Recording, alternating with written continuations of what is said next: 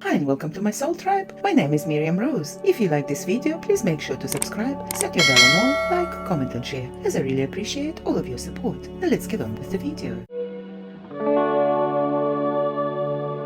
My dearest brothers and sisters, this is Hakann speaking. I greet you in peace and love. Today I would like to share that from my perspective, Earth culture isn't really a human culture. Instead, Earth culture is a strange and somewhat schizophrenic hybrid of human and reptilian culture. Yes, obviously, it's a huge generalization to talk about Earth culture as if Earth culture is one uniform thing. Still, all major cultures on your world are hybrids of human and reptilian cultures. Earth humans were strongly influenced by reptilians during humanity's primitive tribal years. Some examples of reptilian culture influence may be obvious, namely racism, sexism, violence, SA and war. You may think it's natural for humans to engage in these things, but from my perspective, it really isn't. We have done experiments where we temporarily wipe the mind of consenting, volunteering, Pleiadian human adults and put them in a natural environment. Until they are restored at the end of the experiment, these people forget everything, including language and their own name. We also make them resemble Earth humans by temporarily blocking their innate abilities, such as their ability to read minds.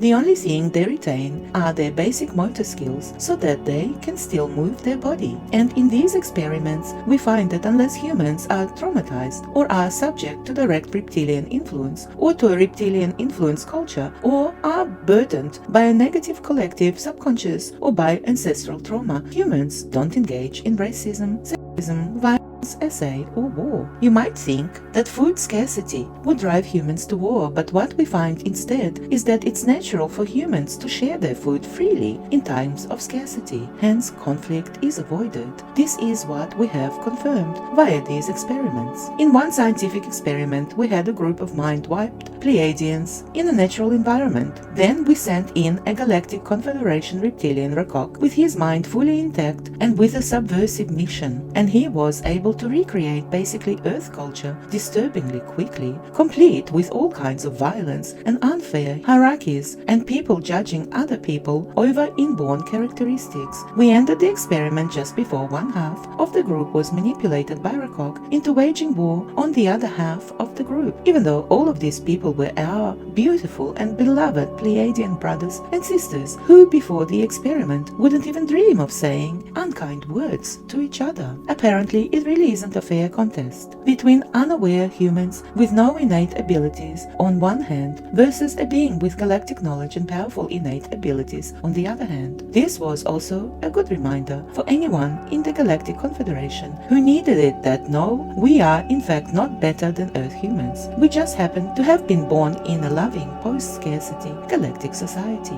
This experiment was disturbing, but also very informative. In essence, racism, sexism, violence, SA and war aren't something that humans come up with themselves. However, if nefarious actors establish cultures in which those things happen, then that culture keeps perpetuating itself. Or alternatively, if nefarious actors traumatize or abuse people, then often those people start inflicting abuse or trauma on others and passing the trauma down to their children. It is unfortunately much more common for a person to pass trauma on to their children than it is for a person to not do that. I take off my metaphorical hat to anyone who is conscious enough to not pass on their trauma to their children. To be clear, we are not saying that, for example, racism is inborn in reptilians. Reptilian racism is culturally enforced too. Another interesting observation of this experiment was that people who are good-hearted tend to assume that everyone else has good intentions too. Unfortunately, that assumption isn't always true, and it allows nefarious actors to do huge amounts of damage. This is a significant issue on your world too. So, some examples of reptilian influence in your culture is racism, violence,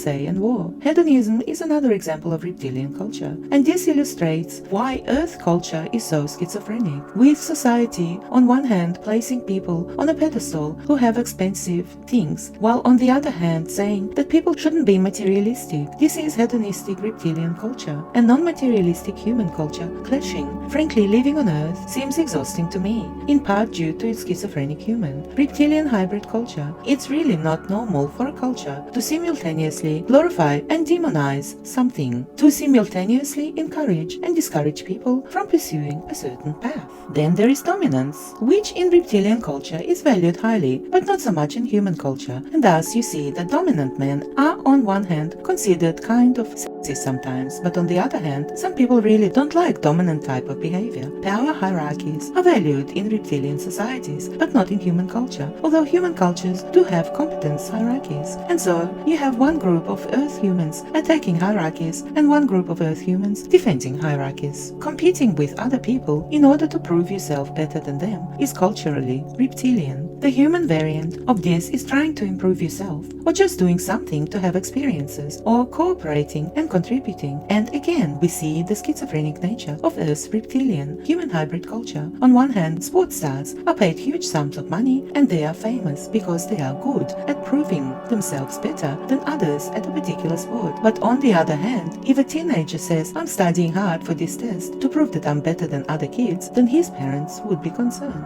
Earth culture also frowns on a sports star who publicly brags or who publicly says he is better than other people at the sport, even though him being better than other people at the sport is the whole reason why he is famous and rich in the first place. So he is rewarded for being better than other people, but he is not allowed to say he is better than other people, which again, the schizophrenic nature of Earth culture. In reptilian culture, no one frowns on people publicly saying they are better than other people. The person making the claim might get challenged, but bragging isn't considered a bad thing when it's done by beings who can back it up. If a man exploits people financially to become rich, then society says that's terrible. However, on the other hand, rich people are glorified, and rich men generally have an easier time dating than non-rich men. Again, on one hand, we have the human value of not exploiting people, but on the other hand, we have the reptilian value that people should strive to attain wealth and power in whatever way possible, and also the rich and powerful should be respected, no matter how they gain their wealth or power. Bodybuilders who use steroids to put on huge amounts of muscles actually look about as close to a reptilian as you can get on Earth, because reptilians are large beings too, with huge muscles and a very high strength.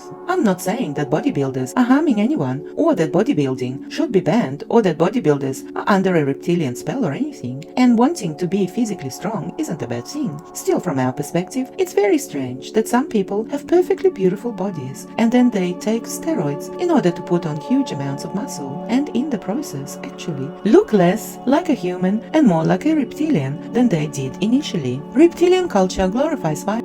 And so you have teenagers playing video games where their character unalives other people in game. This is very strange to us. Reptilian culture glorifies exceptional individuals, and so Earth culture nudges people to almost worship celebrities or certain politicians or certain influential figures. However, glorified individuals aren't supposed to say that they are amazing. Also, human culture tells people that great things are achieved via cooperation and because a lot of people worked hard, not just because one person made a decision that something should be done. Reptilian culture says that people who struggle are that way because they are weak or lazy. Human culture says that people who struggle should be helped. And so on Earth, with its human reptilian cultural mix, this issue is the topic of much debate and disagreement. Most humans are attached to some parts of reptilian culture, and of course people have that free will choice. For example, some people like hedonism and like expensive luxury goods. Some people like outcompeting other people for the dopamine and ego hit of feeling that they are better than someone else. Some people like